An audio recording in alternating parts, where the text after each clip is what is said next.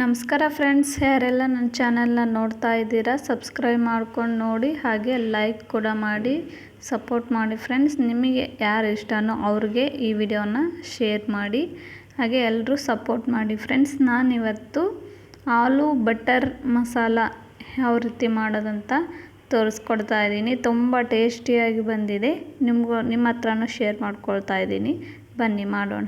ನೋಡಿಲಿ, ಮೊದಲಿಗೆ ಒಂದು ಕಡಾಯಲ್ಲಿ 1 ಸ್ಪೂನ್ ಆಗೋಷ್ಟು ಬೆಣ್ಣೆನ ಹಾಕಿ, ಅದಕ್ಕೆ ಇದು ಬೇಯಿಸ್ಕೊಂಡಿದ್ದು ಆಲೂಗಡ್ಡೆನ ಕಟ್ ಮಾಡಿಟ್ಕೊಂಡು ಅದರ ಕಡಾಯಿಯಲ್ಲಿ ಹಾಕಿಬಿಟ್ಟು ಫ್ರೈ ಮಾಡ್ಕೊಳ್ತಾ ಇದ್ದೀನಿ. ನೋಡಿ, ಇದನ್ನು ಆಲೂಗಡ್ಡೆ ನಾನು ಒಂದು 3 ಆಲೂಗಡ್ಡೆನ ತೊಗೊಂಡು ಬೇಯಿಸ್ಕೊಂಡು ಈ ರೀತಿ ಕಟ್ ಮಾಡಿಕೊಂಡು ಇದರಲ್ಲಿ ಹಾಕಿದ್ದೀನಿ. ಬೆಣ್ಣೆಯಲ್ಲಿ ಸ್ವಲ್ಪ ಫ್ರೈ ಮಾಡಿದರೆ ಗ್ರೇವಿಯಲ್ಲಿ ನಮಗೆ ಈ ಪೀಸ್ಗಳು ಸಿಗಬೇಕಾದ್ರೆ ತುಂಬ ಟೇಸ್ಟಿಯಾಗಿ ಅನಿಸುತ್ತೆ. ಹಾಗಾಗಿ ಭಾಳ ಫ್ರೈ ಮಾಡೋದೇನು ಬೇಕಾಗಿಲ್ಲ, ಯಾಕಂದರೆ ಅವು ಬೇಯ್ದಿರ್ತವಲ್ಲ.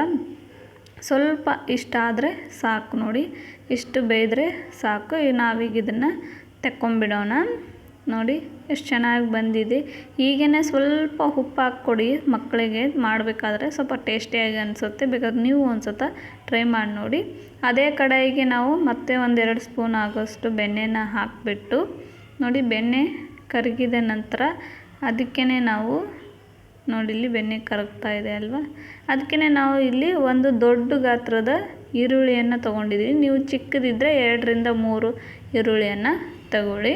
ನಾನಿಲ್ಲಿ ದೊಡ್ಡದಿತ್ತು, ಹಾಗಾಗಿ 1 ಈರುಳ್ಳಿಯನ್ನು ಕಟ್ ಮಾಡಿಕೊಂಡು ಹಾಕ್ಕೊಂಡಿದ್ದೀನಿ. ಇದು ಬೆಣ್ಣೆಯಲ್ಲೇ ಚೆನ್ನಾಗಿ ಫ್ರೈ ಮಾಡ್ಕೊಳ್ಬೇಕು, ಒಂದು ಸ್ವಲ್ಪ ಕಂದು ಬಣ್ಣ ಬರೋವರೆಗೂ. ನೋಡಿ, ಈ ರೀತಿ ಆದರೆ ಸಾಕು. ಇಲ್ಲಿ ಮತ್ತೆ ನಾನು ಮೀಡಿಯಮ್ ಸೈಜಿನ 2 ಟೊಮೊಟೊನ ನಾನಿಲ್ಲಿ ತೊಗೊಂಡಿದ್ದೀನಿ. 1 ಇಂಚಷ್ಟು ಶುಂಠಿ ತೊಗೊಂಡಿದ್ದೀನಿ. ಒಂದು 7-8 ಎಸಳು ಬೆಳ್ಳುಳ್ಳಿಯನ್ನು ತೊಗೊಂಡು ಚೆನ್ನಾಗಿ ಫ್ರೈ ಮಾಡ್ಕೊಳ್ಳಿ.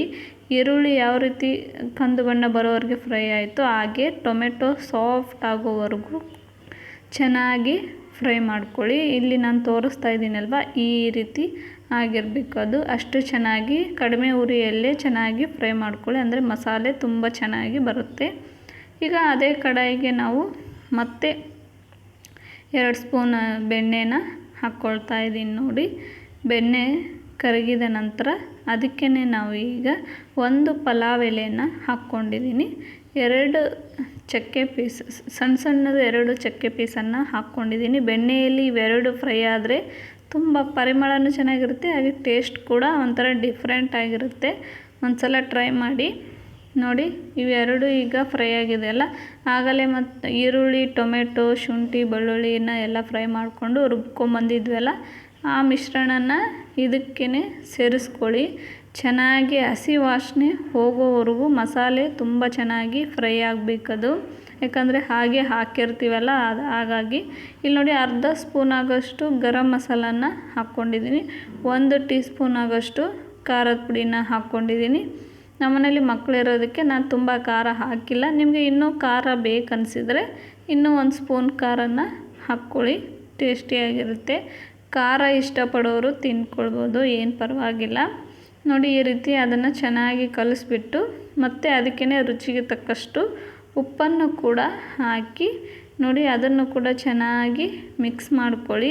ಈ ಗ್ರೇವಿ ಚೆನ್ನಾಗಿ ಕುದಿಬೇಕು, ಹಾಗಾಗಿ ಇದೊಂದು 2 ನಿಮಿಷನ ಮುಚ್ಚಿಡೋಣ.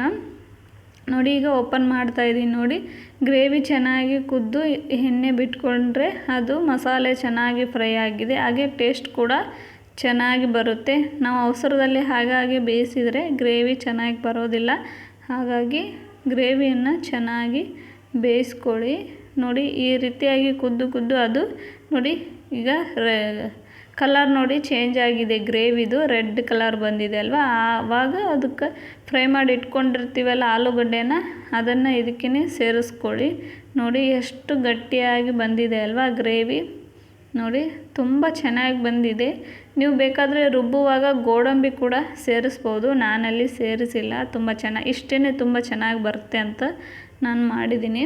ನೋಡಿ, ಈಗ ಇದನ್ನು 1-2 ನಿಮಿಷ ಚೆನ್ನಾಗಿ, ಅದು ಆಲೂಗಡ್ಡೆ ಸಪ್ಪಗೆ ಇರ್ತೈತೆ, ಅದರಲ್ಲಿ ಉಪ್ಪು ಖಾರ ಎಲ್ಲ ಹಿಡ್ಕೊಳ್ಳಿ ಅಂತೇಳಿ 1-2 ನಿಮಿಷ ಮುಚ್ಚಿ ಕುದಿಸ್ತಾ ಇದ್ದೀನಿ. ನೋಡಿ, ತುಂಬ ಟೇಸ್ಟಿಯಾಗಿ ಬರುತ್ತೆ. ಈಗ ನೋಡಿ, ನಮ್ಮ ಗ್ರೇವಿ ಎಲ್ಲ ಎಷ್ಟು ಚೆನ್ನಾಗಿ ಬಂದಿದೆ ನೋಡಿ, ತೋರಿಸ್ತಾ ಇದ್ದೀನಲ್ವ. ನೋಡಿ, ಗಟ್ಟಿಯಾಗಿ ಬಂದಿದೆ. ನಿಮ್ಗೆ ಇಷ್ಟೇ ಸಾಕಪ್ಪ ಅಂದರೆ ಇಷ್ಟಕ್ಕೆ ಬಿಡಿ. ಇನ್ನೊಂದು ಸ್ವಲ್ಪ ನೀರು ಸೇರಿಸ್ತೀನಿ ಅಂದರೆ ಈಗಲೇ ನೀರು ಸೇರಿಸ್ಕೊಂಡು ಅದಕ್ಕೆ ಉಪ್ಪು ಖಾರ ನೋಡಿಕೊಂಡು ಮತ್ತೆ ಆ್ಯಡ್ ಮಾಡ್ಕೊಳ್ಳಿ, ಚೆನ್ನಾಗಿ ಬರುತ್ತೆ. ಈಗ ನೋಡಿ ಲಾಸ್ಟಿಗೆ ಫ್ರೆಶ್ ಕ್ರೀಮನ್ನು ಹಾಕ್ತಾಯಿದ್ದೀನಿ.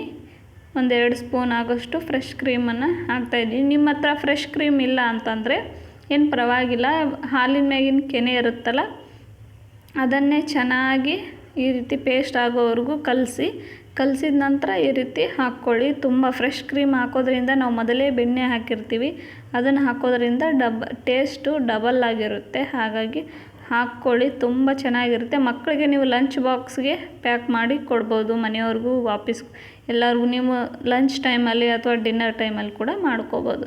ಈಗ ಮೇಲ್ಗಡೆ ಅದಕ್ಕಿಂತ ಸ್ವಲ್ಪ ಕಸೂರಿ ಮೇಥಿನ ಹಾಕ್ತಾಯಿದ್ದೀನಿ ನೋಡಿ. ಈಗ ನಮ್ಮ ಗ್ರೇವಿ ರೆಡಿಯಾಗಿದೆ.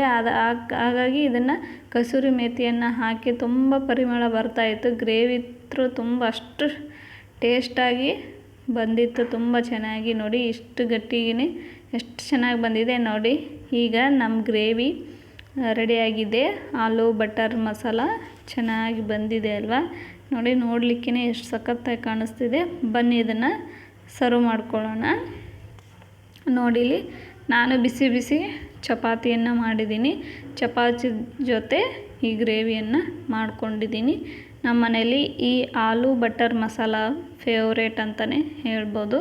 ತುಂಬ ಟೇಸ್ಟಿಯಾಗಿರುತ್ತೆ. ಹಾಗೆ ನಾನು ಹೆಚ್ಚು ಖಾರ ಹಾಕಿರಲ್ಲ, ಮಕ್ಕಳು ಇಷ್ಟಪಟ್ಟು ತಿಂತಾರೆ. ನೋಡಿ ಗ್ರೇವಿ ಕೂಡ ಎಷ್ಟು ಚೆನ್ನಾಗಿ ಬಂದಿದೆ. ಈ ರೀತಿಯಾಗಿ ಬಿಸಿ ಬಿಸಿ ಚಪಾತಿ, ಬಿಸಿ ಬಿಸಿ ಆಲೂ ಗ್ರೇವಿ ನೋಡಿ, ಸ್ವಲ್ಪ ಫ್ರೆಶ್ ಕ್ರೀಮ್ ಉಳಿದಿತ್ತು, ಅದನ್ನು ಕೂಡ ಆ್ಯಡ್ ಮಾಡಿಕೊಂಡು ಟೇಸ್ಟ್ ಮಾಡ್ತಾಯಿದ್ದೀನಿ ನೋಡಿ. ಚಪಾತಿ ಕೂಡ ಸಾಫ್ಟಾಗಿ ಚೆನ್ನಾಗಿ ಬಂದಿತ್ತು ನೋಡಿ. ಗ್ರೇವಿ ನೋಡಿದೆ, ಆಲೂಗಡ್ಡೆನೂ ತುಂಬ ಚೆನ್ನಾಗಿ ಬೆಂದಿತ್ತು ನೋಡಿ. ಗ್ರೇವಿ ಯಾವ ರೀತಿ ಬರ್ತಾಯಿದೆ ನೋಡಿ. ಬಿಸಿ ಬಿಸಿ ತಿಂತಾಯಿದ್ರೆ ಏನಂತೀರಾ, ಇನ್ನೊಮ್ಮೆ ತಿನ್ನಬೇಕಂತ ಅನಿಸುತ್ತೆ. ಒಂದು ಸಲ ಟ್ರೈ ಮಾಡಿ. ಹಾಗೆ ನನ್ನ ವಿಡಿಯೋ ನೋಡಿದ್ದಕ್ಕೆ ಥ್ಯಾಂಕ್ ಯು. ಲೈಕ್ ಮಾಡಿ.